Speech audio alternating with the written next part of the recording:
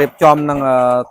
ធ្វើបបោប្រគិនប្រសង់នៅវត្តដណ្ដងត្បែកហៅពោដំបាទថ្ងៃនេះចុងភៅបងជិនមង្គលគឺបានមករៀបចំមុខម្ហូបពីរពេលដើម្បីប្រគិនដល់ព្រះសង្ឃក៏ជាពុទ្ធបរិស័ទនៅវត្តដណ្ដងត្បែកបងប្អូនណាបាទអញ្ចឹងគឺដោយសារតែគេនេះគឺ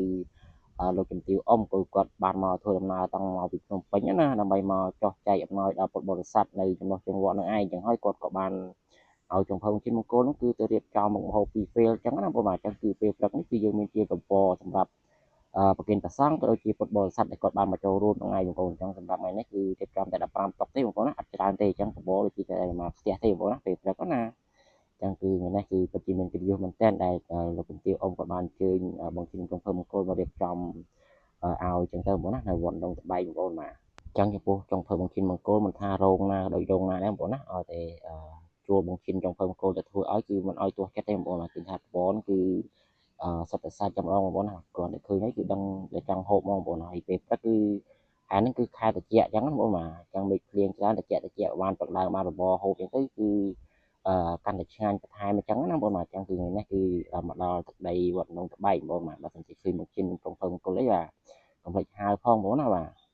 អញ្ចឹងគឺមានទាំងប្រហិតមានទាំងគ្រឿងសមុទ្របងប្អូនដាក់មកពេញចិត្តឲ្យតែម្ដងបងប្អូនណាមិនឲ្យទាស់ចិត្តទេណាអញ្ចឹងគឺពី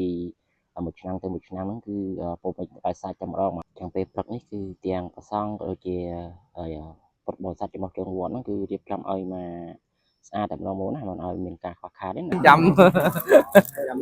ដងត្បែកអូណាអូស្អាតនេះ idol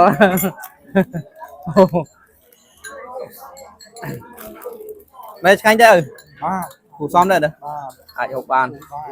មើលច្រើនទៅអូនទៀតចឹងចុងភៅហ្នឹងគឺមកគត់គួងបាទឲ្យតែប្រុសស្អាតហើយសាច់សុំបងឆ្នាំងទៀត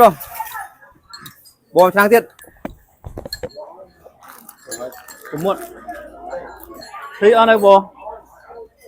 មើលឆ្នាំងនោះអានោះចាប់នោះខ្លះមកចាប់ពីម៉ែខ្លះមកម៉ែតែ2នាក់ទេហើយចាប់មកនេះហ្នឹងចូលឆ្នាំងបែកនោះ